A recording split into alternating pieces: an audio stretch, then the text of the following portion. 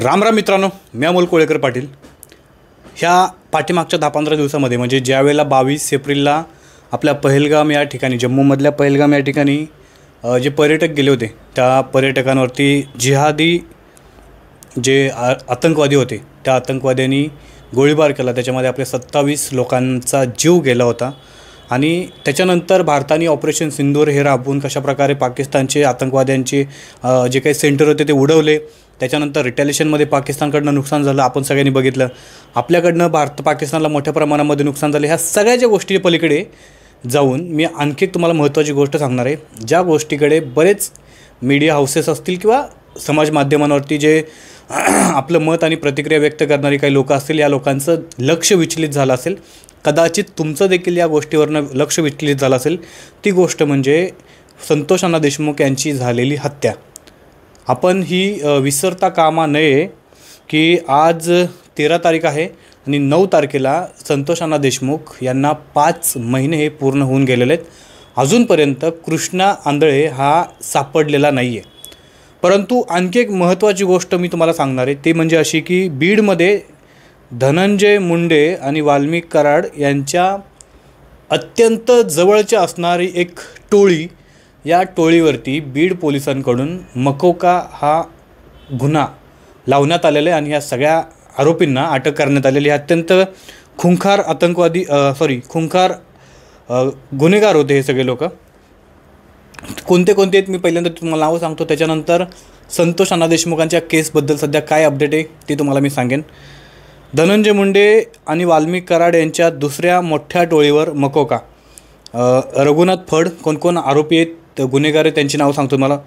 गुंड रघुनाथ फड, गुंड जगन्नाथ फड, सुदीप सोनवणे, बाळाजी दहिपळे, विलास गित्ते, धनराज उर्फ राजेभाऊ फड, ज्ञानदेव उर्फ गोट्या गित्ते, हे 7 जण आहेत. हे अत्यंत खुंखार गुन्हेगार आहेत, गुंड आहेत. म्हणून या सगळ्यांवरती मकोका हा गुन्हा दाखल केलेला आहे. ह्यांचं काम काय होतं बघा, कित्येक वर्ष मोठ्या प्रमाणामध्ये दहशत करणे, खंडणी गोळा करणे, मारामाऱ्या करणे, असे असंख्य गुन्हे या सगळ्या लोकांवरती दाखल आहेत. बीड पोलीस कोणाच्या तरी दबावाखाली असल्यामुळे आजपर्यंत बीड पोलिसांनी या गुन्हेगारांवरती कारवाई केली नव्हती, असं म्हणणं आहे सामाजिक कार्यकर्त्या अंजली दमाने यांचं. SP नवनीत कावत यांनी फेब्रुवारीपासून धडक कारवाई केली आणि या सगळ्या गुन्हेगारांना अटक केली. काल 11/5/2025 रोजी या सगळ्यांवरती मकोका लावण्यात आलेला आहे. गुन्हेगार नंबर 1ला 7/3/25ला अटक झाली. गुन्हेगार ते 5 यांना 28/3ला अटक झाली. पण गुन्हेगार 6 आणि 7 हे अजूनपर्यंत फरार आहे. म्हणजे राजेभाऊ फड आणि धनराज उर्फ राजेभाऊ फड आणि ज्ञानदेव उर्फ गोट्या गित्ते, हे 2 आरोपी अजूनपर्यंत फरार आहेत. बीड पोलिसांनी लवकरात लवकर यांना आम्ही पकडू अशा प्रकारचं आश्वासन दिले. आता हे झालं नवीन टोळी जी होती त्या टोळीवरती लावण्यात आलेल्या मकोका संदर्भातलं. एक्झिस्टिंग जी टोळी काम करत होती त्या टोळीचं सध्या काय चाललं आहे, किंवा आपल्याला सगळ्यांना माहिती आहे की संतोष अण्णा देशमुखांची जी काही मारेकरी होते त्या मारेकऱ्यांचं कशा प्रकारे या सगळ्या केसला आपण दाबलीच म्हणूया एक प्रकारे. कारण आज म्हणजे 3 महिन्यापूर्वी आपण सगळेजण त्या संतोष अण्णा देशमुखांना न्याय मिळावा, त्यांच्या कुटुंबाला पूर्ण न्याय मिळावा म्हणून झगडत होतो, झटपत होतो. आज तो आकडा खूप कमी झालेला आहे. इतका कमी झाला आहे तो आकडा की आपण विचार देखील नाही करू शकत. कारण आमच्यामध्ये त्या गोष्टी संदर्भातली चर्चा देखील होऊ शकत नाही. आणि जनमानसामध्ये आता ही एक मिथ झालेली की आता संतोष अण्णा देशमुखांच्या परिवाराला काहीही न्याय वगैरे काही मिळू शकत नाही आहे. सगळ्यात महत्त्वाची गोष्ट तुम्हाला सांगतो की ज्या वेळेला मनोज जरांगे पाटील यांनी या सगळ्या गोष्टींवरती भाष्य केलं होतं की धनंजय देशमुख जे संतोष अण्णा देशमुखांचे भाऊ आहेत, ह्यांना घेऊन सुरेश धस, त्यांनी नाव नव्हतं घेतलं, परंतु सरकारचा एक प्रतिनिधी धनंजय देशमुख यांना घेऊन अंधारामध्ये जाऊन काहीतरी त्यांचं प्लॅन ठरलेला आहे की या केसमधून कोण मोठे मासे गळाला लागणार होते ते काढायचे आणि म्हणजे एवढ्याच लोकांवरती कारवाई करायची. अशा प्रकारचा एक इंटरव्ह्यू दिला होता सुरेश धस यांनी. त्या सुरेश धसांनी त्या गोष्टीचा उल्लेख केला होता. त्या गोष्टीवरनं मनोज जरांगे पाटील यांनी प्रचंड आक्रमक होत वेगळी भूमिका घेतली. त्यांनी सांगितले की धनंजय देशमुख आणि सुरेश धस यांनी एकत्रित येऊन अंधारामध्ये मिटिंग केली आणि त्या मिटिंगमध्ये ह्या दोघांनी काहीतरी सेटलमेंट केली. त्याच्यामुळे मला आता काही त्यांच्याशी काही घेणं देणं नाही, परंतु ज्या ज्या वेळेला देशमुख कुटुंबाला माझी गरज लागेल त्या वेळेला मनोज जरांगे स्वतःचं सर मुंडकं छाटायला देखील मागे पुढं बघणार ना, अशा प्रकारचं त्यांचं एक वक्तव्य होतं. पाठीमागच्या आपण वेळेला बघितलं. त्याच्यानंतर आणि त्याच्या अगोदरपासून या सगळ्या प्रकरणामध्ये आपण बघितलं असेल एकंदरीत, तर आपल्याला कळेल की कशा प्रकारे या सगळ्या गोष्टीला राज्य सरकारकडनं देखील दाबण्यात आलं, गृह मंत्रालयाकडनं दाबण्यात आलं. मी तुम्हाला एक एक गोष्ट सांगतो, म्हणजे तुम्हाला एकदम प्रॉपर समजून येईल. 9 डिसेंबरला संतोषअण्णा देशमुखांची हत्या होते. त्याच्यानंतर आरोपींना अटक करण्यासाठी मनोज जरांगेंना उपोषण करावं लागतं, आंदोलन करावं लागतं. त्याच्यानंतर आरोपींना अटक केली जाते. या दिवशी एक महत्त्वाची गोष्ट होती, ज्या वेळेला संतोष देशमुख आणि त्यांचे आत्तेभाऊ हे एकत्र त्या ठिकाणी पोलीस स्टेशनला बसलेले की त्यांच्यासमोरून जसं धनंजय देशमुख यांनी सांगितलं की आम्ही पोलिसांना सांगत होते की आमच्या भावाला जिवंतपणे आणून द्या, किंवा समोरून विष्णू चाटे हा व्यक्ती जो कंटिन्यू फोनवरती संपर्कात होता धनंजय देशमुखांच्या, आणि 35 वेळा फोन केला आणि शेवटचा 36वा फोन झाला. त्याच्यामध्ये त्यांनी सांगितलं की आता संपलं म्हणून सगळं. मला एक गोष्ट समजत नाही, ते जे 2 पोलीस अधिकारी होते त्या 2 पोलीस अधिकाऱ्यांवरती आत्तापर्यंत कुठली कारवाई केली हे गृहमंत्र्याने सांगणं फार गरजेचं होतं. आजपर्यंत आपण सगळ्यांनी बघितलं असेल की छोट्या मोठ्या गोष्टीवरती, आज आपण नवीन घ्या ना, युद्धाची परिस्थिती होती, अत्यंत महत्त्वाच्या संवेदनशील गोष्टी होत्या. ह्या युद्धाच्या काळामध्ये देखील इंडियन आर्मीचे जे मेन प्रवक्ते होते, हे प्रवक्ते त्या आपल्या 2 महिला भगिनी होत्या, सोफिया कुरेशी आणि आपल्या त्या वेमिका सिंग नावाच्या त्या महिला अधिकारी होत्या. त्या प्रवक्त्या म्हणून इंडियन आर्मीने काय केलं, भारत सरकारची भूमिका स्टँड काय होतं ते, इंडियन आर्मीचं स्टँड काय होतं ते त्यांनी प्रत्येक वेळेला सकाळ संध्याकाळ असेल त्यांनी ब्रीफिंग केलं होतं. प्रत्येक जिल्ह्यामध्ये बघा, कुठल्याही ठिकाणी जर एखादी घटना घडली असेल तर त्या जिल्ह्याचे पोलीस अधीक्षक असतील किंवा DCP असतील, DYSP असतील, हे लोक ब्रीफिंग करतात, मीडियासमोर येतात आणि आम्ही या केसमध्ये काय अपडेट आहे, काय घडले आणि या केसच्या सध्या काय प्रोग्रेस आहे, ह्या गोष्टी सांगतात. मला फक्त एक दाखवा की बीड पोलिसांनी ह्या सगळ्या प्रकरणाची माहिती मीडियाला दिली असेल किंवा पूर्ण महाराष्ट्रातील जनतेला दिली असेल की या केसमध्ये सध्या काय सुरू आहे आणि सध्या काय चाललं आहे, किंवा या केसची प्रोग्रेस काय, आम्ही किती लोकांना अटक केली, किती लोकांना आम्ही सोडलं, किती लोक यातनं बाहेर पडले, किती लोक अजून आलेच नाहीत, हे अजूनपर्यंत आपल्याला सगळं समजलं नाही.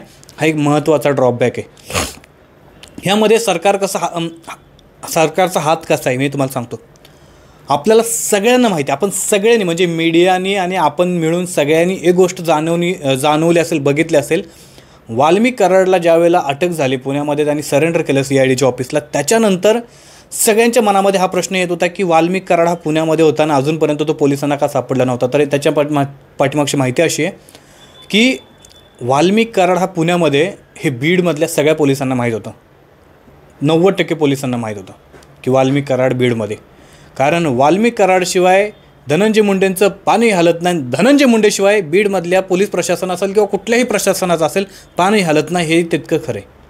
त्यामुळे वाल्मिक कराड कुठे आहेत हे पोलिसांना न समजणं, लहान मुलाला वेगळं म्हणजे आपण काहीतरी बोलायला नको लावू, बोलू नको आपण, परंतु मूर्खात काढण्यासारख्या गोष्टी त्या, ठीक आहे. त्याच्यानंतर वाल्मिक कराडची सगळी संपत्ती आपल्यासमोर आली. त्याची इतकी संपत्ती आहे, कित्येक एकर जमीन आहेत, 50-50 एकराचे प्लॉट आहेत पुण्यामध्ये, मोठमोठ्या ठिकाणी त्याचे फ्लॅट आहेत. पुण्यामध्ये एक दुसरी त्याची बायको समोर आली की त्या बायकोच्या नावावरती भरपूर ठिकाणी, बार्शी ठिकाणी, वैराग ठिकाणी, मला वाटतं सोलापूरमध्ये देखील कुठेतरी त्याची जमीन होती. ह्या सगळ्या गोष्टी साधा सिंपल हा प्रश्न आपल्या सगळ्यांना पडला होता, परंतु तो प्रश्न कोणी विचारायची हिंमत नाही केली की वाल्मिक कराड ह्याचा व्यवसाय काय आहे, ह्याचा व्यवसाय काय होता आणि याच्याकडे जी ही संपत्ती आलेली, ही संपत्ती आली कुठून, ही संपत्ती आहे कोणाची, ह्याच्या संदर्भातला आपणही प्रश्न विचारत नाही. सरकारला तर ते अजूनही चांगले सोन्याहून पिवळं झाले की चला जनताही विसरून गेले, कारण सरकारला ते विसरायचंच होतं. आणखी एक महत्त्वाची गोष्ट मला आता आठवली म्हणून मी सांगतो की पंढरपूर या ठिकाणचे शेतकरी असतील, मंगळवेढा ठिकाणचे शेतकरी असतील, ह्या सगळ्या शेतकऱ्यांनी एक हार्वेस्टिंगचा खूप मोठा घोटाळा समोर आणलेला की त्यांनी सगळ्यांनी सांगितले की आम्ही कशाप्रकारे पैसे पोलिसांना दिले होते, कशा प्रकारचे पैसे आम्ही एकत्र गोळा केले आणि ते वाल्मिक कराडकडे दिले होते आणि वाल्मिक कराडने नंतर आम्हाला अनुदान देतो म्हणून ते सगळे पैसे घेतलेले, परंतु ते काही मिळालं नाही. ज्यावेळेला धनंजय मुंडे साहेब हे कृषी मंत्री होते त्यावेळची ही सगळी घटना आहे. आणि ज्या वेळेला आम्ही वाल्मिक कराडकडे पुन्हा पैसे मागायला गेले की बाबा आमचं अनुदान तर मिळालं नाही, पण आम्हाला जे तुला दिलेले पैसे आहेत ते पैसे तर रिटर्न दे, त्यावेळेला मात्र वाल्मिक कराडनी ऑफिसमध्ये बोलवून 2-3 शेतकऱ्यांना प्रचंड मारहाण केली होती. ती परिस्थिती बघून घाबरलेले शेतकरी पुन्हा वाल्मिक कराडच्या विरोधामध्ये जायची हिंमत करून करत नव्हतं. त्या केसचं पुढे काय झालं, त्यांनी सांगितलेलं की आम्ही लाखो करोडो रुपये एकेका शेतकऱ्यांनी 2-2, 2.5 लाख रुपये जमा करून त्या वाल्मिक कराडला दिले होते. असे कित्येक शेतकऱ्यांची त्या ठिकाणी लिस्ट समोर आली. त्या केसचं पुढे काय झालं, धनंजय मुंडे आणि सुरेश धस यांच्यामध्ये काय झालं आहे काय नाही, कुठे मिटलं काय मला माहीत नाही, परंतु सुरेश धस अत्यंत पूर्णच्या पूर्ण वेगळे झाले या केसमधून, एवढं मात्र नक्की आपल्याला बघायला मिळेल. ह्याचा अर्थ जे आपले राज्याचे मंत्री आहेत आणि भाजपचे अध्यक्ष आहेत, प्रदेशाध्यक्ष चंद्रशेखर बावनकुळे यांच्या घरामध्ये जी जेवणासाठी झालेली बैठक होती, जी मीटिंग होती, त्या मीटिंगमध्ये फक्त जेवणच चारलं नव्हतं तर अजून काय काय चारलं होतं ते आपल्याला आता एकंदरीत या सगळ्या गोष्टीवरनं कळून येईल. कारण सुरेश धस यांनी आता चकार शब्दही बोलायचं बंद केलेलं आहे या सगळ्या केसमध्ये. मला दाखवा ना तुम्ही, मला दाखवा की सुरेश धस यांनी ह्या पाठीमागच्या 1 महिन्यामध्ये काय गोष्ट बोलली संतोष अण्णा देशमुखांच्या संदर्भातली, काहीच नाही. ठीक आहे. आणखी एक महत्त्वाची गोष्ट तुम्हाला सांगायची मला की त्याच सुरेश धस आणि धनंजय मुंडे यांच्यावरती प्रचंड गंभीर आरोप केलेले की वाल्मिक कराडची धनंजय मुंडे यांच्या शासकीय निवासस्थानी म्हणा किंवा सरकारी मुंबईमध्ये एकत्र धनंजय मुंडे, वाल्मिक कराड आणि आवादा नावाची जी कंपनी आहे, ज्या कंपनीच्या खंडणीसाठी संतोष अण्णा देशमुखांना आपलं बलिदान द्यावं लागलं, जीव द्यावा लागला, त्या आवादा कंपनीचे मोठमोठे अधिकारी वाल्मिक कराड आणि धनंजय मुंडे सगळेजण मुंबईच्या ऑफिसमध्ये बसलेले आणि त्यांनी तिथं 3 कोटीची डील होती ती 2 कोटीवरती फायनल केली होती. मग जर या सगळ्या प्रकरणामध्ये जर पैशामुळे हत्या झाली असेल तर त्याचं कनेक्शन धनंजय मुंडे साहेबांपर्यंत का पोहोचू नये, धनंजय मुंडेपर्यंत त्या गोष्ट का पोहोचू नये, ती लिंक का पोहोचू नये, अजूनपर्यंत त्या गोष्टीला लांब ठेवण्यात आलेले किंवा त्या संदर्भातली अजून कुठलीही ॲक्शन घेतली जात नाही का, अजूनपर्यंत वाल्मिक कराडवरती 302 जुन्या कायद्याप्रमाणे, आता नवीन कायदा एवढा मला माहीत नाही, परंतु हत्याचा गुन्हा अजूनपर्यंत का दाखल झाला नाही. जर वाल्मिक कराड यांच्या सांगण्यावरनं खंडणी मागितली असेल आणि खंडणीमध्ये आडवा येईल त्याला ठोकायचा, आडवा करायचा असं जर वाल्मिक कराड बोलले असतील, हे सुदर्शन खुलेंनी बोलून दाखवले पोलीस स्टेशनला इन्व्हेस्टिगेशनमध्ये, तर एवढं सगळं असताना जर मग असं असेल तर मग वाल्मिक कराडवरती हत्येचा गुन्हा का दाखल करू नये बाबा, मास्टरमाइंड म्हणून किंवा प्लॅनर म्हणून. आणि जर वाल्मिक कराड अडकला तर वाल्मिक कराडचं पाणी हलत नाही, वाल्मिक कराडशिवाय धनंजय मुंडेंचं पाणी हलत नाही. याचा अर्थ वाल्मिक कराडांनी जी काही आदेश दिले होते ते त्यांनी त्यांच्या साहेबांना म्हणजे धनंजय मुंडे साहेबांना सांगितलंच असणार आहे ना. त्यामुळे ती लिंक ह्याही मार्गातून जाते, दुसऱ्या मार्गात नाही. आवादा कंपनीची मीटिंग ज्या धनंजय मुंडे आणि वाल्मिक कराडांच्या समवेत मुंबईच्या घरी झाली होती त्या मार्गाने जरी गेलं तरी धनंजय मुंडे साहेबांपर्यंत लिंक जाते. परंतु का कोणाला माहीत नाही, परंतु असं का वाटतं आहे की ही केस आता कचऱ्याच्या पेटीमध्ये जाण्यासाठी तयार झालेली आहे.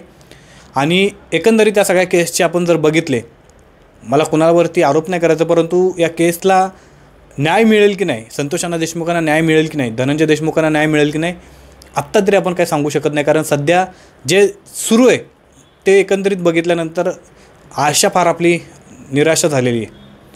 तुम्हाला काय वाटतं या सगळ्या गोष्टीमध्ये, धनंजय देशमुखांना खरंच न्याय मिळेल का, संतोष देशमुखांना न्याय मिळेल का? धनंजय देशमुख आणि सुरेश धस यांचं जे मनोज जरांगे पाटील यांनी सांगितलं की त्यांच्या म्हणण्यानुसार काय अंधारामध्ये घडलं आहे का. दुसरी गोष्ट, सुरेश धस जे आत्तापर्यंत सगळ्या गोष्टीमध्ये एकदम टॉप लेवलला होते, पहिलं पाऊल पुढं होतं त्यांचं, आत्ता ह्या सगळ्या गोष्टीमध्ये एकही चकार शब्द काढायला ते तयार नाही आहेत. ह्याचं आणि धनंजय मुंडेंचं आणि सुरेश धसांचं काय ठरलं आहे का, काय मिटलं आहे का, काय सेटलमेंट झालं आहे का, ह्या सगळ्या प्रकरणावरती तुम्हाला काय वाटतं, तुमचं मत काय आहे? आणि पुन्हा एकदा शेवटची आशा की धनंजय देशमुख यांना खरंच न्याय मिळेल का? तुम्हाला काय वाटतं ते कमेंट करून तुम्ही नक्की सांगा. बाकी आपल्या चॅनलवरती नवीन असाल, अजून सबस्क्राईब नसेल याला नक्की करा. तुमची जी सपोर्ट आहे तीच माझी हिंमत आहे, त्यामुळे नक्की सबस्क्राईब करा. जय शिवराय, जय शंभूराजे, जय मल्हार.